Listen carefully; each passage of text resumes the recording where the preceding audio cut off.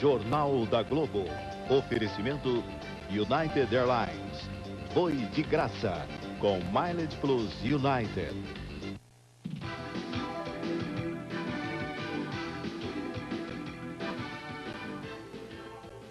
Boa noite. Uma notícia e uma imagem do trânsito de São Paulo. A notícia: o trânsito de São Paulo foi um dos mais violentos do mundo em 93. As marginais dos rios Tietê e Pinheiros causaram mais de 800 acidentes por mês e bateram todos os recordes mundiais das vias expressas. Uma morte por dia.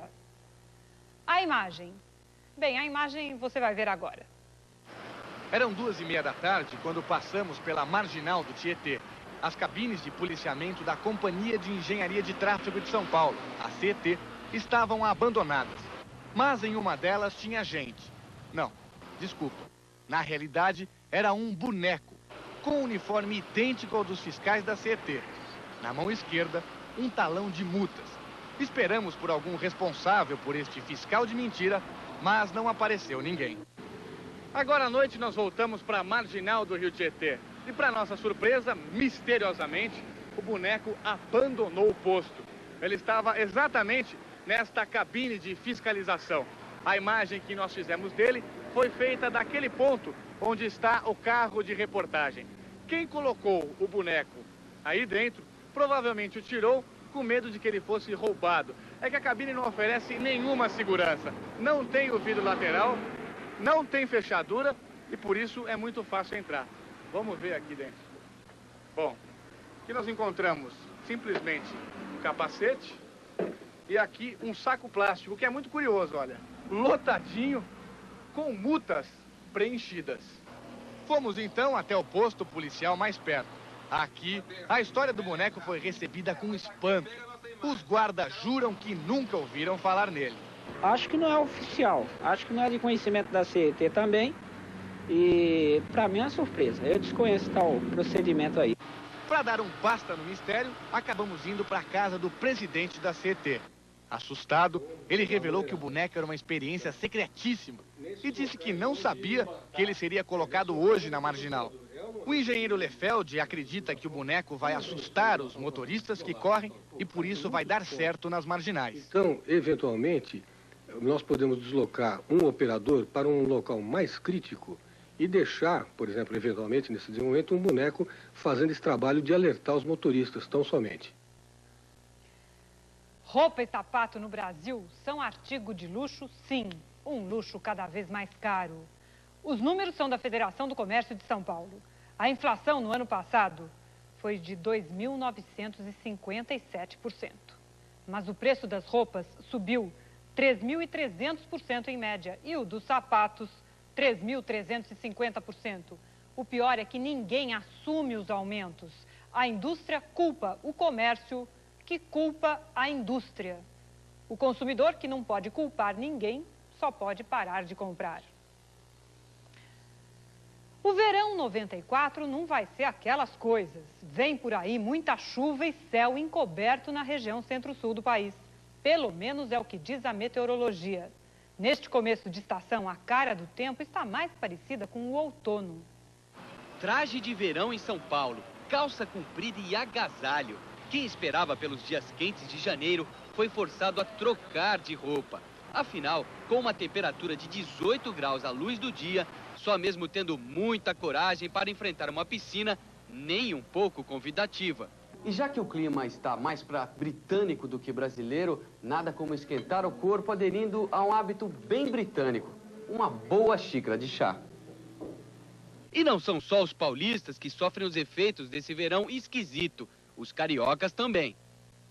A esta hora, aqui em Copacabana, por exemplo, barzinhos, restaurantes, o calçadão, a própria praia, que fica sempre iluminada, estão cheios. Olha só que tristeza. O mau tempo espantou todo mundo. Nesse barzinho, por exemplo, não tem ninguém. Pior para milhares de turistas que já estão na cidade à espera do sol. Neste hotel, por exemplo, estão hospedados 200 turistas da Europa e dos Estados Unidos. Eles deixaram para trás um rigoroso inverno que castiga, nessa época do ano, o hemisfério norte. Até agora no Rio, eles só encontraram chuva. Muita chuva. Mas o que todo mundo quer saber é por que esfriou nesse verão. E até quando vai essa frente fria?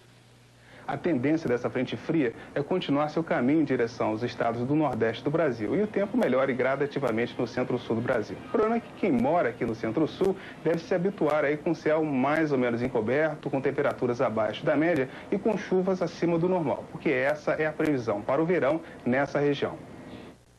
Quem disse que ninguém seria preso por corrupção? Hoje, a polícia pegou mais um. O ex-procurador da Previdência, Tainá de Souza, depõe na justiça e vai direto para a cadeia. Devagar e sempre. O ex-procurador não conseguiu explicar a origem de uma fortuna pessoal de 1 bilhão de cruzeiros reais.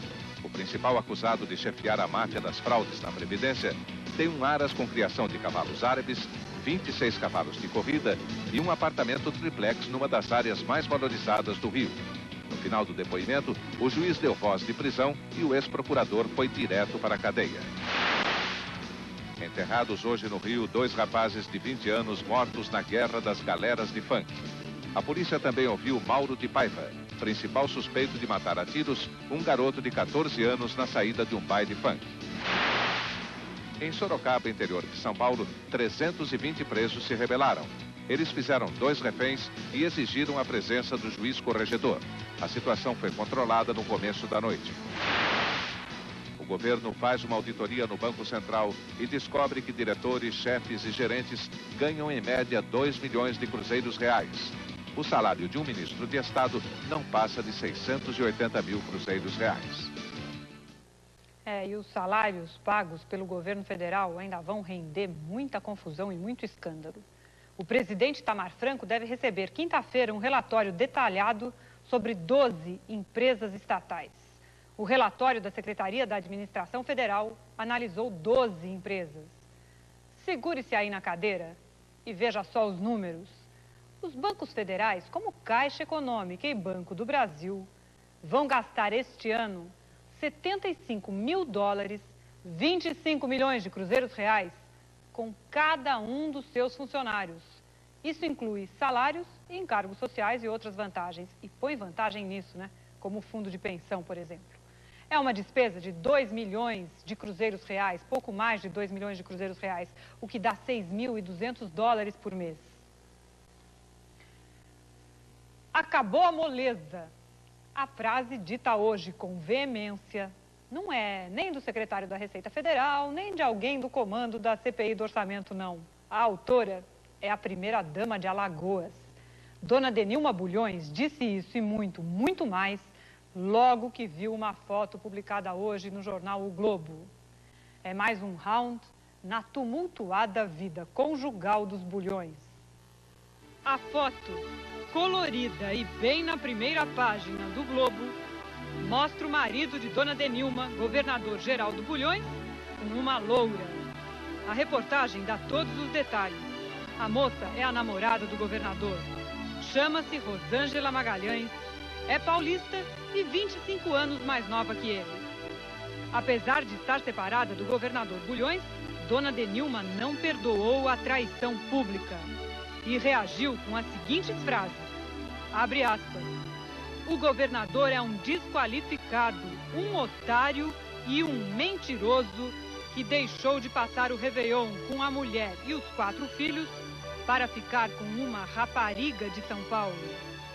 A primeira-dama de Alagoas anunciou também uma decisão. A partir de agora, a separação é definitiva. E disse mais, eu sou uma dama. O povo e meus 4 filhos estão do meu lado. Dizem que chegou a vez do governador Bulhões descobrir o que muita gente em Brasília já sabe. Ex-mulher é para sempre mesmo. Jogo de braço entre o governo e o mercado financeiro. O ministro Fernando Henrique Cardoso fica bravo com as novas previsões de inflação. Os juros passam de 10.000% ao ano. Tempo de férias. O número de assaltos aumenta muito nas grandes cidades. Festa nas grandes montadoras americanas. Elas venderam 1 milhão de automóveis a mais em 93.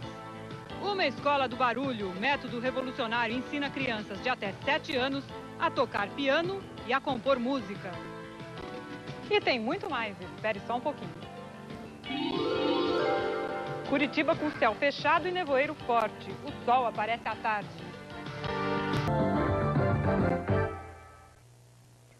Grande notícia para os gourmets. Uma pesquisa revela que o consumo de queijo reduz o risco do câncer no pulmão. A pesquisa foi divulgada hoje pelo jornal do Instituto Nacional de Câncer dos Estados Unidos. Segundo a publicação, aqueles queijos gordurosos, que só de olhar a gente sente as coronárias, reduzem ainda mais o risco dos tumores pulmonares. A pesquisa é séria, mas não deixa de lembrar a história de que a cenoura faz bem para a vista, porque não existe coelho de óculos. Jogo de braço entre governo e mercado financeiro. O mercado, sempre esse terrível mercado, aposta. A inflação sobe agora em janeiro. O ministro da Fazenda, Fernando Henrique Cardoso, fica bravo e manda suspender de novo o leilão de títulos federais. Esta é a terceira vez consecutiva que o Banco Central cancela um leilão de BBC, e sempre pelo mesmo motivo. Na avaliação do banco, o mercado financeiro está exigindo juros muito altos, que projetam uma inflação para janeiro superior a 40%. Se pagasse os juros que o mercado quer, o governo estaria dando uma demonstração de que acredita na alta da inflação. E o governo diz que não acredita. Aqui eles estão pensando que, né, com a questão da URV, que pode haver um alinhamento de preço, e não é verdadeiro. Nós não estamos fazendo uma política na base da eleição, nós não estamos fazendo uma política com pressa de nada, nós queremos acertar o Brasil.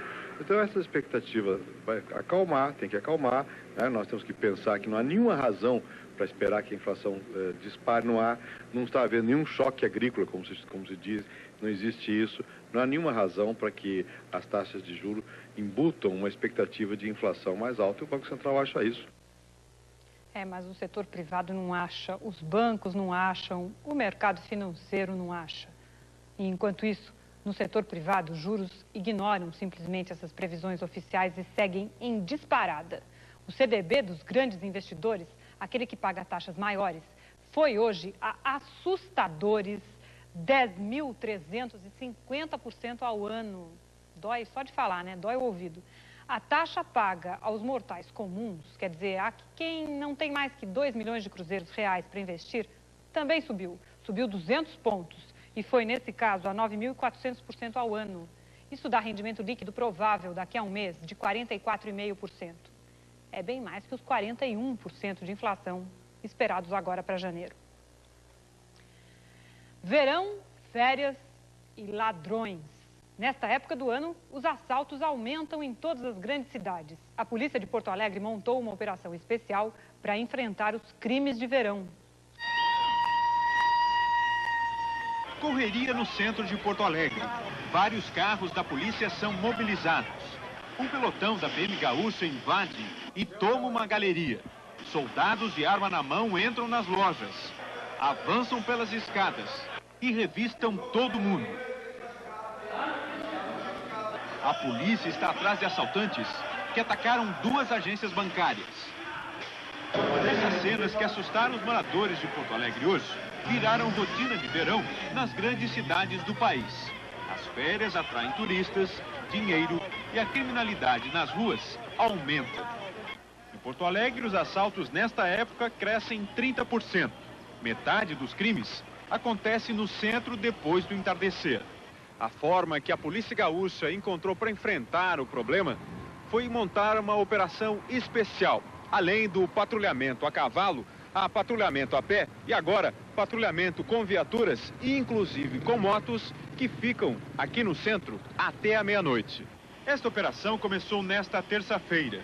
A polícia diz que com as motos e o policiamento a cavalo tem mais agilidade nas perseguições. Os carros ampliam a área de vigilância. Os policiais acreditam que, deste jeito, o verão numa grande cidade pode ser mais tranquilo. O governo já não sabe mais o que fazer. A mania das armas de fogo e os números da morte assustam os americanos. A cada 10 segundos, uma arma é fabricada nos Estados Unidos. E a cada 11 segundos, o país importa uma arma de fogo. Os números foram revelados pelo ministro da Fazenda, Lloyd Bentsen. O governo americano pensa em criar uma taxa para as lojas que vendem armas. Isso aumentaria o preço e reduziria as vendas. Hoje, o arsenal em poder dos cidadãos comuns nos Estados Unidos chega a 250 milhões de armas. O escândalo nas arbitragens do futebol carioca. O ex-diretor da Comissão de Orçamento da Câmara depõe e arranca aplausos na CPI da corrupção. Veja daqui a pouco como foi o depoimento dele, agora à noite. Porto Alegre tem sol, poucas nuvens.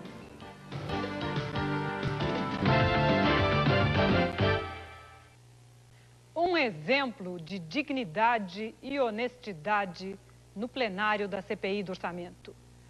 Roberval Batista de Jesus, aquele funcionário que perdeu o emprego em novembro de 91, porque denunciou irregularidades na comissão, prestou depoimento hoje e complicou ainda mais a vida do deputado Ibsen Pinheiro.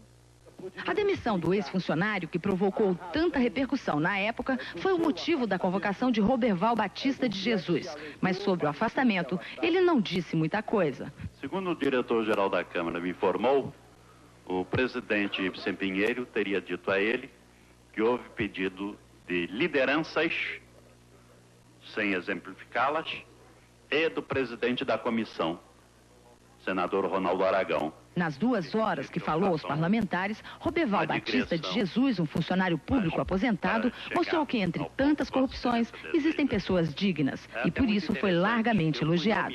Segundo ele, durante os 6 meses que atuou como chefe da assessoria da Comissão de Orçamento, tentou implementar uma sistemática de trabalho baseada na fiscalização financeira. Chegou a barrar a aprovação de 8 créditos suplementares, apontando irregularidades técnicas, um dos quais acabou em punição pelo Tribunal de Contas da União de diretores do Departamento Nacional de Obras contra a Seca. E com base na experiência, fez uma crítica. O orçamento é uma peça de ficção, disse ele. Nós tínhamos terminado o orçamento de 90 para 91. E em março ou abril de 91, já tínhamos crédito suplementar. Este foi o depoimento mais curto da CPI e o primeiro que terminou em aplausos. Ficou claro que, pelas medidas moralizadoras que ele tentou implantar na comissão e também pelas denúncias que ele fez a respeito da manipulação do orçamento, é que ele foi afastado. O deputado Ricardo Fiuza deve ser reconvocado pela Subcomissão de Subvenções Sociais da mesma CPI do Orçamento. No depoimento de hoje, o ex-assessor do Senado, José Carlos dos Santos, voltou a fazer denúncias contra o deputado Ricardo Fiuza. O relator da CPI do Orçamento, deputado Roberto Magalhães, disse que pelo menos 50 parlamentares vão ser citados na lista que ele deverá encaminhar ao plenário. O senador Mansueto de Lavor prestou depoimento. Na CPI, comenta-se que ele convenceu. O senador explicou suas atividades como relator geral do orçamento em 1993. Agora, a subcomissão de bancos vai aguardar os documentos sobre os rendimentos bancários do senador. Os rebeldes mexicanos fogem para as montanhas no sul do país. Depois de 4 dias de combates e 9 cidades ocupadas, as milícias do Exército Zapatista de Libertação Nacional se refugiaram nas selvas montanhosas no sul do estado de Chiapas. As informações do começo da noite dizem que a guerrilha abandonou as 3 cidades conquistadas desde sábado. A ofensiva do exército mexicano mobilizou 12 mil soldados que aos poucos vão retomando os povoados ocupados. Os analistas militares ainda não têm uma avaliação do movimento dos rebeldes. Não sabem se eles bateram mesmo em retirada ou apenas recuaram para se reorganizar. O futebol carioca em polvorosa, Flamengo, Fluminense e Botafogo já deixaram a federação para organizar um campeonato independente. E hoje, 2 juízes foram ao Tribunal Esportivo para confirmar as denúncias de Maracutaia da Brava. Segundo eles, os resultados dos jogos no Rio eram arranjados. Coube ao árbitro Cláudio Cerdeira o primeiro, o mais demorado, o mais importante depoimento. Ele reproduziu as orientações do diretor de árbitros na reunião do mês passado. Existem alguns jogos que interessam politicamente a federação, cujos resultados interessam politicamente a federação. Para o campeonato de 94, Os árbitros não podem fazer resultado por conta própria. Tudo o que Cerdeira dizia era reproduzido na máquina de escrever. Mas a clareza não era o forte do escrivão. De repente, uma pulga atrás da orelha. Cerdeira não concorda em assinar o texto e exige outra redação. É o cuidado de quem planeja fazer mais do que uma tempestade no copo d'água. Ele quer o caixa d'água. Em seguida, é a vez do outro denunciante, o árbitro Cláudio Garcia. Ele confirma as denúncias de corrupção. Por fim, vem o acusado. Wagner Canazaro traz seu advogado, tão calmo e discreto que deve até ter sonhado com a absolvição do cliente. O procurador do tribunal também encontra a paz e o sossego do sono. E Canazaro, o diretor afastado, surpreende ao se anunciar como um caçador de corruptos. Confirmo ao senhor que tentei buscar indícios para chegar a provas de possíveis corrupção na arbitragem para que efetivamente afastasse, declarasse, fizesse o que tivesse que ser feito, não se porventura chegasse a esse intento. Advogado e procurador acordam para uma das últimas perguntas do relator. Ele quer saber de Canazaro se os árbitros Garcia e Cerdeira passaram no exame médico de audição. Não apresentaram nenhuma deficiência auditiva.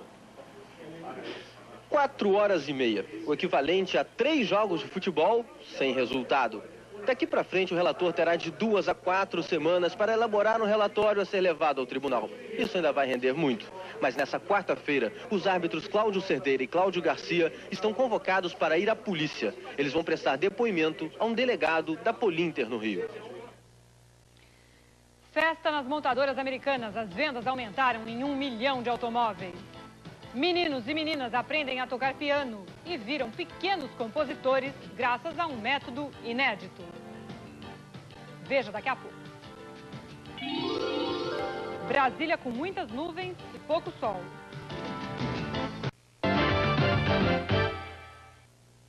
Se hoje já foi bom, amanhã vai ser demais. A caderneta de poupança promete rendimento para depósitos feitos amanhã, dia 5, de 49% a 49,5% no dia 5 de fevereiro. A taxa oficial mesmo a gente só vai saber daqui a uns 2 ou 3 dias quando sair a TR definitiva. É rendimento, de novo, muito alto, graças às taxas dos CDBs, que estão cada vez mais altas e que, no final das contas, determinam a TR da caderneta. Mais uma prova de que a economia dos Estados Unidos vai muito bem, obrigada. A indústria automobilística americana comemora uma vitória sobre os poderosos japoneses. Pela primeira vez em 10 anos, as vendas das montadoras americanas subiram 10,4%. As 3 grandes, General Motors, Ford e Chrysler, venderam em 93 10.360.000 carros, 1 milhão a mais do que em 92. Os rivais japoneses não cresceram. A General Motors garante que as fábricas americanas conseguiram vencer o desafio da qualidade contra os japoneses. Hoje, um carro fabricado nos Estados Unidos é, em média, $2.000 mais barato que um modelo japonês. Prepare os seus ouvidos. Vem aí uma geração de pianistas tão criativa quanto precoce. São os alunos de uma professora de Porto Alegre. Ela rasgou a partitura da caretice e ensina às crianças que tudo que passa pela cabeça pode virar música. O resultado? Tire você mesmo suas conclusões. O passarinho da pré-história está passeando normal. Aí depois o tiranossauro está passeando também. E ele enxerga o passarinho e quer comer o passarinho, ele vai acelerando para pegar o passarinho. E o passarinho vê que ele está querendo pegar e foge. Aí o tiranossauro cansa ele e come. Enquanto Heine, de 11 anos, cria uma história de dinossauros em seu Jurassic Park, Bárbara, aos 8, transformou em música os sonhos de uma menina com a dança do universo.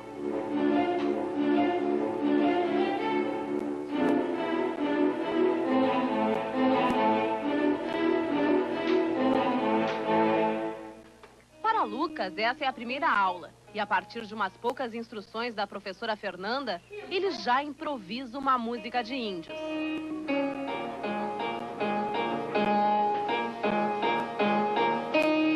Por que tu resolvesse estudar piano, teclado no caso? Porque eu queria um videogame, só que daí, né, um dia tava muito caro, eu resolvi ganhar um teclado, daí a minha mãe, o meu pai me botou na aula. E agora tá aprendendo música? Tô. E é melhor do que o videogame? É.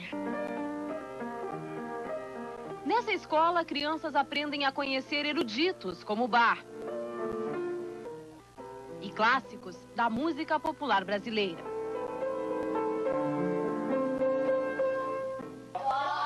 Com almofadas, eles montam um teclado, onde ensaiam e compõem. Todas essas crianças são compositores e o resultado do trabalho deles está nesse livro, que está sendo lançado em Porto Alegre. Esse é o primeiro livro publicado no Brasil com composições para piano feitas por crianças a partir dos 5 anos de idade. Tu tem que tirar as notas da tua cabeça e botar no piano. Eu adoro compor. 1, 2, 3,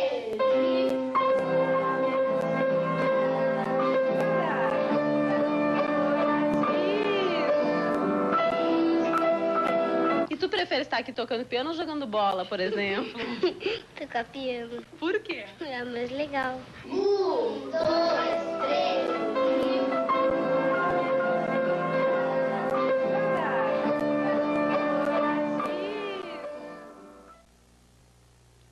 Uma boa noite para você e até amanhã. Rede Globo. Assista agora Campeões de Bilheteria com o filme Triângulo de Paixões. Classificação 14 anos.